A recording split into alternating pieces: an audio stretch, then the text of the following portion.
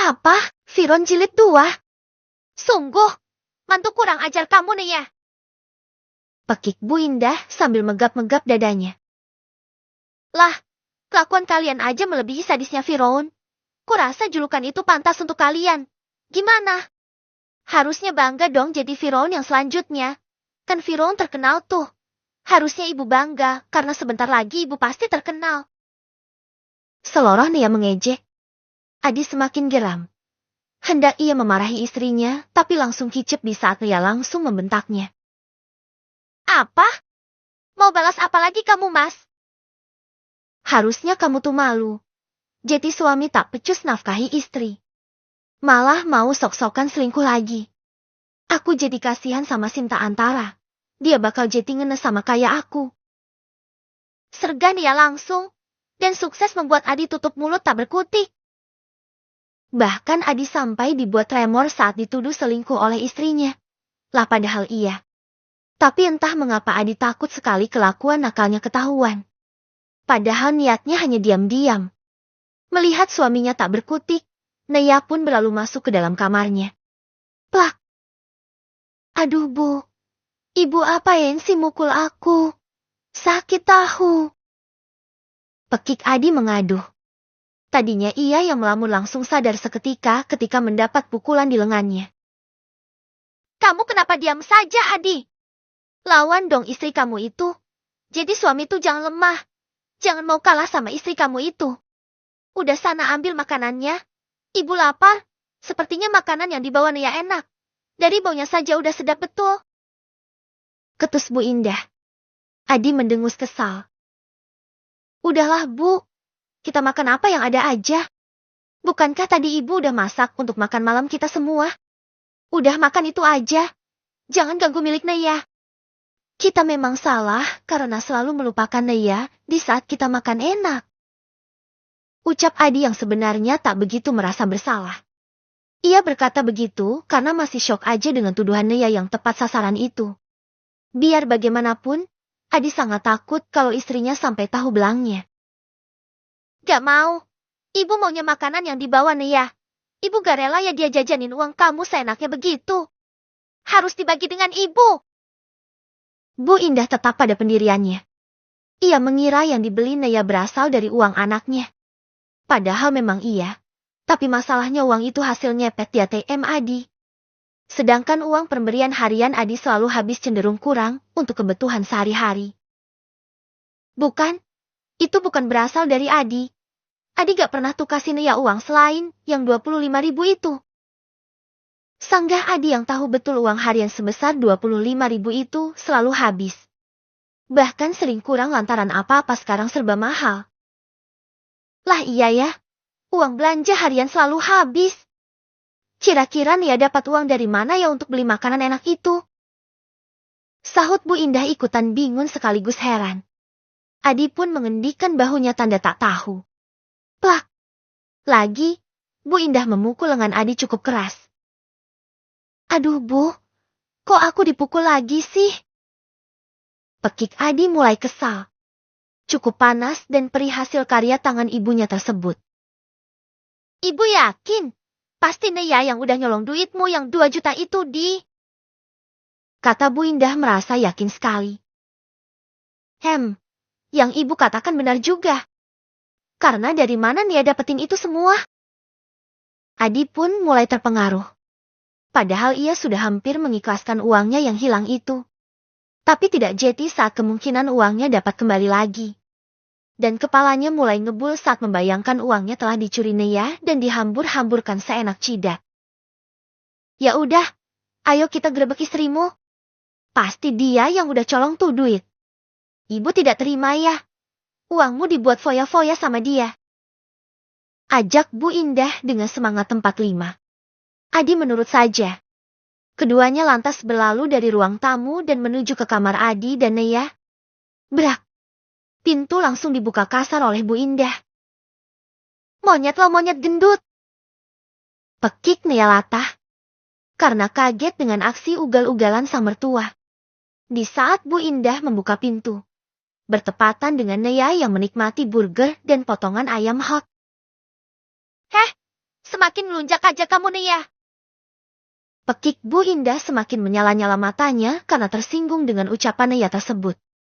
Lah namanya juga nggak sengaja Bu. Harap maklum dong. Kalian mau apa lagi ke sini? Gak ada bosannya zolimin aku terus. Awas, aku doain kejungkir di got batu tahu rasa. Tahu kan kalau doa anak yatim piatu itu langsung dijabah oleh Allah. Balas Naya sembari mendelik kesal. Kamu kan yang udah ngambil duit 2 juta anakku yang waktu itu. Makanya kamu beli makanan enak tadi. Tuduh Bu Indah tepat sasaran. Nah loh, Naya melongo. Rupanya perkara duit 2 juta waktu itu masih berlanjut jilid 2. Haduh, pening pala besti. Ibu nuduh sembarangan aku laporin ke polisi Lubu. Ujar Naya mulai jengah. Ia pun mulai mode serius. Walau benar ia yang mencuri, memangnya kenapa? Hak dia juga dong menikmati harta suami. Salah sendiri tak pernah memberi haknya padahal gaji Adi sudah berdobel-dobel dari gaji sebelumnya. Heh, sana lapor polisi. Aku yakin kamu yang malah akan dipenjara. Karena kamu sudah mencuri uang anakku. Aku yakin itu. Memang ada buktinya, Bu. Aku yang sudah ngambil uangnya Mas Adi. Tanya Naya menantang. Bu Indah diam. Hanya mulutnya yang mencar-mencor ke kanan dan ke kiri. Gak ada kan? Kalau begitu yang ibu tuduhkan ini adalah fitnah. Pencemaran nama baik.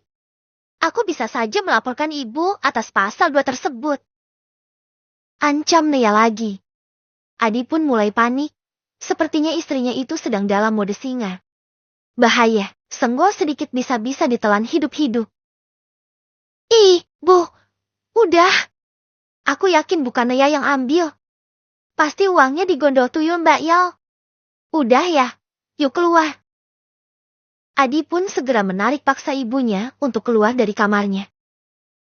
Sialan, aku dikatai tuyul. Dumel Naya pelan. Apa sih, Di? Kamu kok jadi lemah gitu di hadapan Naya?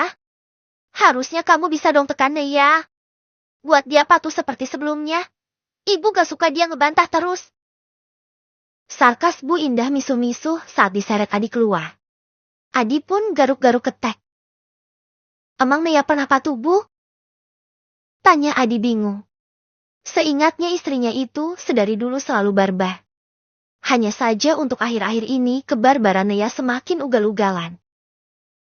Ya, setidaknya dulu-dulu istrinya selalu patuh ibu suruh ini surut itu, walaupun mulutnya selalu ngoceh ngeluarin cabai setan. Kata Bu Indah. Ah udahlah Bu, pening aku. Aku makan aja.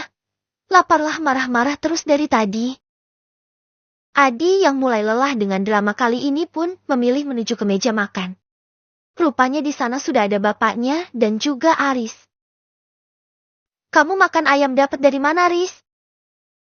Tanya Adi kepo lantaran hidangan yang di meja hanyalah tempe dan tahu goreng. Sambal terasi dengan sayur bening. Dibagi Mbak Naya, tadi sahut Aris kembali lahap dengan makannya. Adi mendengus.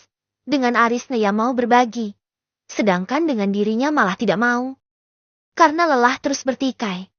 Akhirnya Adi makan dengan apa yang ada. Kamu dapat beli dari mana ayam KFC dan burger tadi?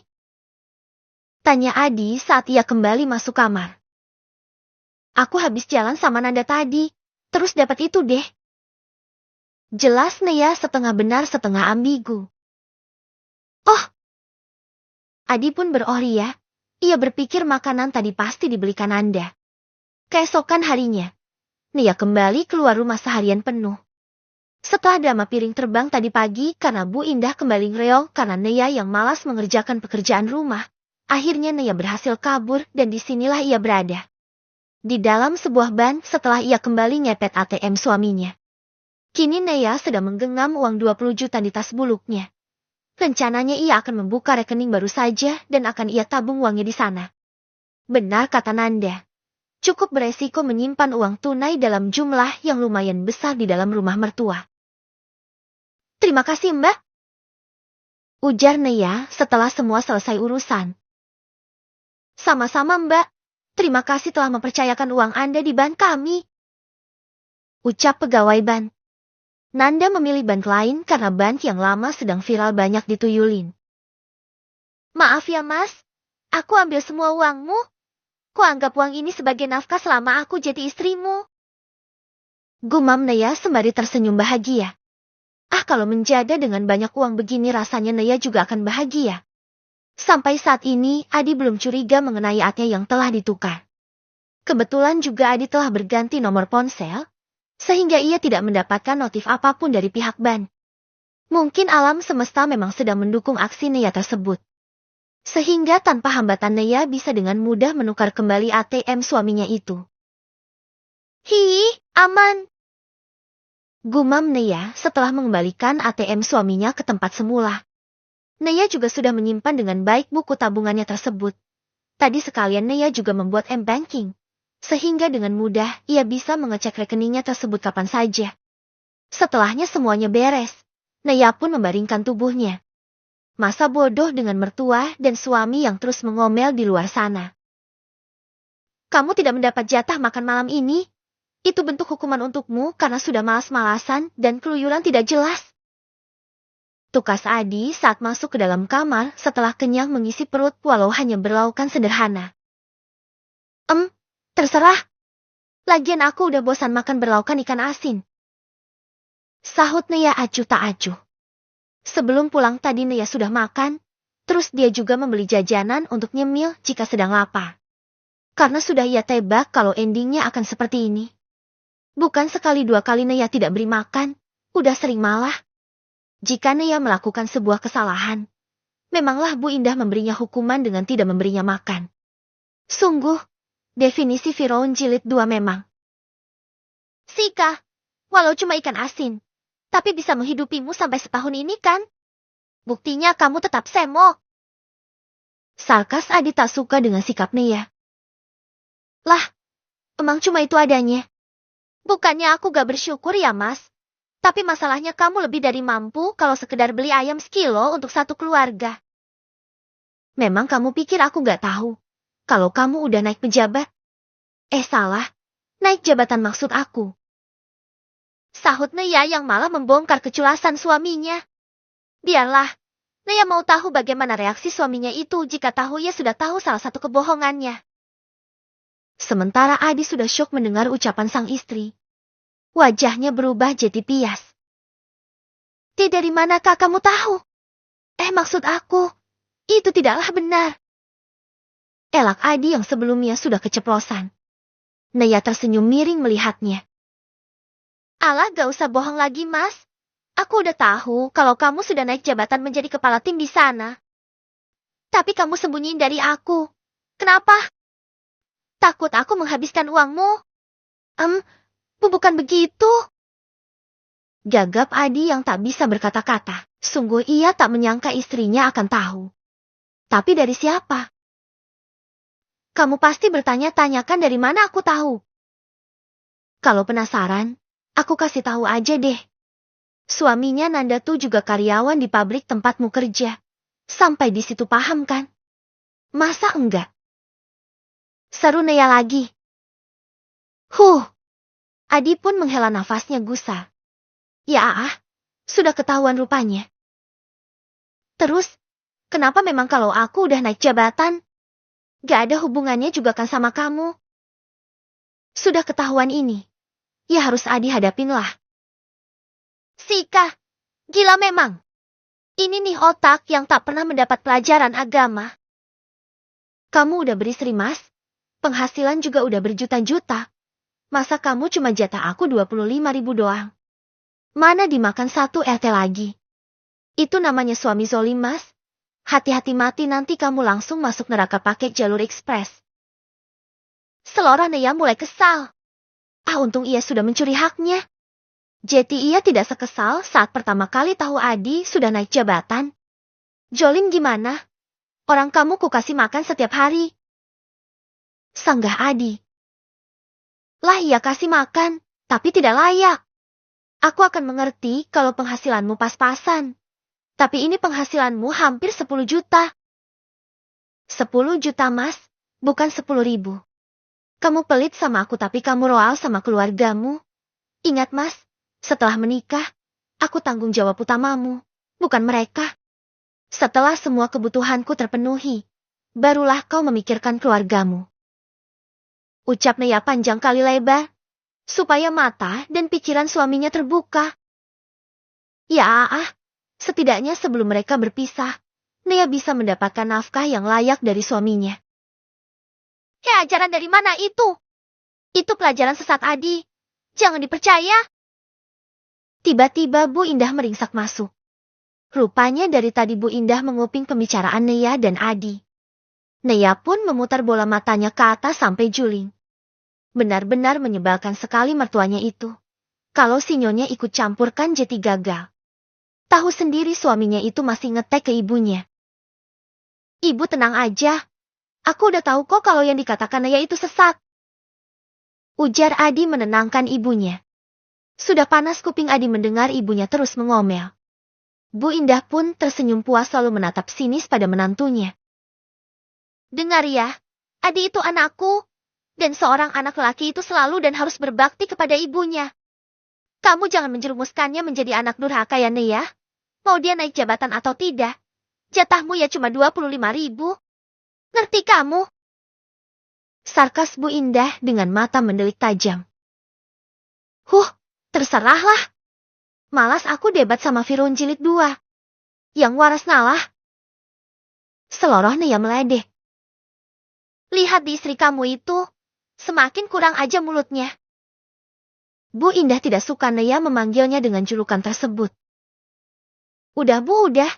Biar Adi didik lagi sini ya. Ibu keluar ya. Aku lelah mau istirahat. Besok kan harus kerja lagi. Adi pun mengusir ibunya dengan cara sehalus mungkin. Bu Indah pun akhirnya menurut.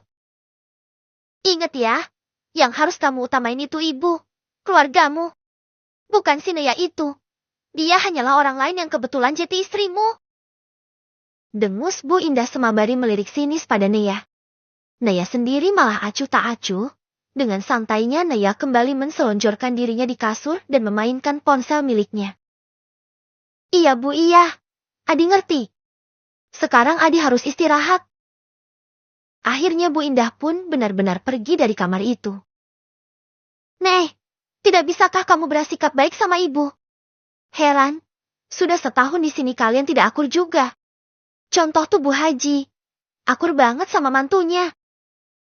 Cetus Adi sembari menyimpan tas kerjanya. Lupa tadi belum menyimpan karena terlalu lapar. Aduh kalau mau kasih perbandingan ya gak sama Bu Haji lah Mas. Bu Haji kan lulusan pondok. Dapat Pak Haji yang putra kiai. Anaknya, Husen pun juga jebolan Arab. Mereka keluarga agamis. Beda sama kalian yang minim pengetahuan agama. Ya beda jauh lah. Kalau mau bandingin tuh sama Bu Eka. Lihat sendiri kan Bu Eka sama mantunya selalu ribut kayak aku sama ibu. Bahkan mereka sampai lempar-lemparan kutang. Ya karena Bu Eka tuh sifatnya 11-12 kayak ibumu. Celetuk Nea menyahut tapi fokusnya masih pada ponselnya. Adi pun terdiam. Mungkin ia memang salah mencari perbandingan. Udah aku mau tidur. Ngomong sama kamu tuh bikin bulu keteku keriting. Cetus Nea kemudian meletakkan ponsel dan memejamkan matanya. Jangan tidur dulu dong. Kan kamu belum menunaikan kewajiban kamu sebagai istri. Seru Adi sembari menggoyang-goyang lengan istrinya. Lah kamu aja hak menunaikan kewajiban kamu sebagai suami. Masih berani minta jatah kamu. Gak ada. Lagi banjir. Ketus Nea. Adi pun menghela nafasnya gusar. Sudahlah tadi menahan nafsunya terhadap Sinta. Kini di rumah ia juga masih harus tidak bisa menyalurkannya. Gini-gini Adi masih takut dosanya berbuat zina. Akhirnya Adi pun tidur dengan resah dan gelisah. Paginya ia terbangun dengan wajah berantakan. Ia kesulitan tidur karena tidak bisa menidurkan adik kecilnya. Kenapa kamu kucil begitu? Gak dapat jatah dari bini lu ya? Hahaha. Ledek teman Adi di pabrik. Adi hanya memberengut kesal. Diam-diam Sinta pun masuk ke dalam ruangan Adi. Mas kamu kenapa? Tanya Sinta saat melihat Adi tak sebugar biasanya. Hah? Lagi-lagi Adi menghela nafasnya kasar. Gegara semalam. Kepalanya pening sampai sekarang. Gak apa-apa. Jawab Adi pada akhirnya. Gak lucu juga ia menjawab karena tak mendapat jatah dari istrinya. Biar ku tebak. Pasti kamu gak dikasih jatah sama Nayaya. Tebak Sinta yang sialnya tepat sasaran. Adi pun salah tingkah. Itu. Adi pun gagap. Sinta pun tersenyum. Udah gak usah malu. Mas gimana kalau aku kasih saran? Apa? Adi pun penasaran. Gimana kalau kita menikah? Usul Sinta membuat Adi terperangah. Di lain sisi, Naya sedang berjingkrak kegirangan di dalam kamarnya. Ini benar gajiku. Wah, gede banget. Pekik Naya histeris.